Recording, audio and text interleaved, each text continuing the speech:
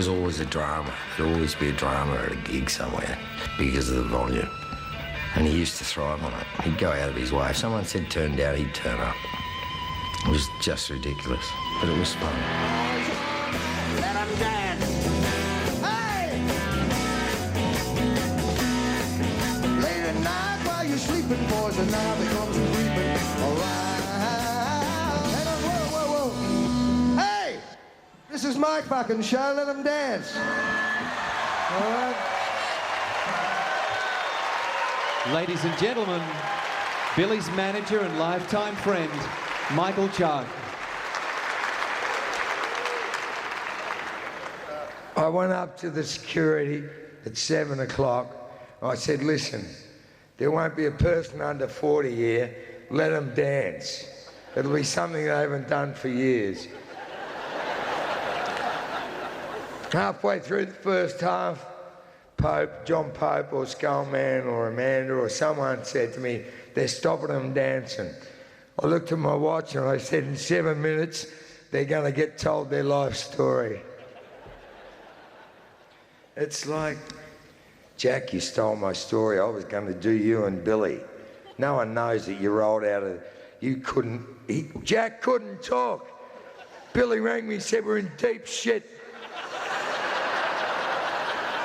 And all the way to the mansion, I was overseas, unfortunately, because I really wanted to be there, because the books were so important to us, because we were so angry and pissed off that our history of how great Australian music was not being recorded. And Billy rang me and said, oh, Jack's so fucked. I said, Billy, he's an actor. And sure enough, as he did, he said, show must go on, jumped out of that cab, walked like someone like the Reverend Bill Cruz would. Walked up on that stage and did the most, I wasn't there, did the most magnificent speech, and then fell down the stairs and said, how was that, Billy? But you know, to stand here and follow such people, tastemakers, like Brian and Jack and George, who stood up for what they believed in. And that was what Billy Thorpe was all about. And that's what I'm so proud of my friend. Long way to the top. Billy and I were rung up and said, we're going to make an hour show called Long Way to the Top. So we were the first interviews. I walked in at 9 a.m. and left at midday. Billy walked in at 1 o'clock and left at 10 o'clock that night.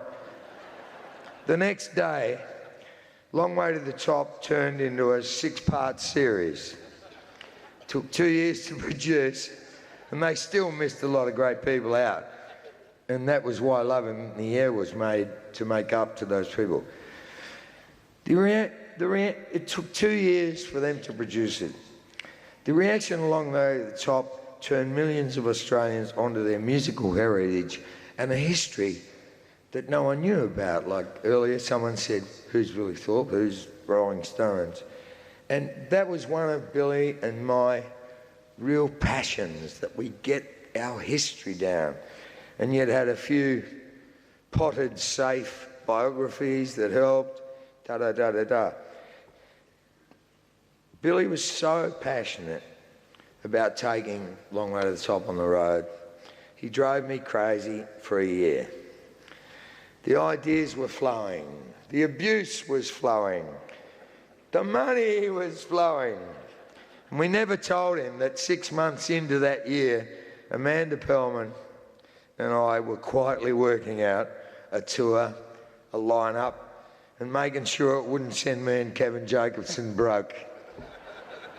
Well, yeah, right. When we told Bill it was on, we were caught up in a whirlwind that created an amazing showcase of the artists that paved the way for Australian music to come. 18 shows, 26 artists, 250,000 punters, and the all-night parties. Oh my God, that's a whole book. we were at the Hilton Hotel in Melbourne for a week, and all the bar staff were so exhausted that on the last day we were told the bar wouldn't be open that night. So we took a collection, raised a $1,000 tip and said, open the bar, baby. It was incredible. The way he respected and loved the other artists on the show, and every night he would go around, he'd work them all up, and he'd steal Cold Joy's bottle of Jack Daniels, which Colin hitting at the bottom of the bag. And Stevie Wright, you know, we discussed the lineup and we all knew we needed Stevie Wright. And we all knew that it was going to be really hard, and Stevie needed love and care and attention because of whatever. And every night he'd go around the Coles dressing room, and there'd be 3 or 4 of them in there having a quiet drink. Go around to Judy and Dinah and the girls and say, come on, Stevie's on. And they'd all sit on the stairs and they'd clap and they'd sing. And it was magnificent. I grew up loving Billy Thorpe and Max Merritt. But the easy beats what people don't understand is that what happened with Billy Thorpe and the first time I saw him I was 17. Now, Mark Pope's going to flash something up on the screen when I get over the top and boring, but I remember Launceston Albert Hall, 17, 15, whatever. I was torn between being a sporting announcer, which got cut short later anyway, and a rock person.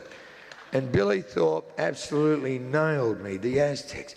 The energy, the love, the passion.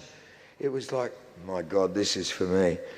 And 8 weeks later, this next caravan came through. Because in those days, rock and roll began at the end of vaudeville and carnivals, and everybody used to get paid nothing and all that. And the next package came through, and this backing band opened the second half. And I went, oh my God, it's another one. And I was hooked forever. Billy stole his band, made them the second Aztecs, but Max Merritt, they've been part of my life since I was 15 years old. And I went over to the hotel over the road before earlier, and Max was having a beer. I said, what's that? He said, it's my second beer. I said, Max, I'm going to have one beer with you. If you have another drink, I'm going to kill you. Okay.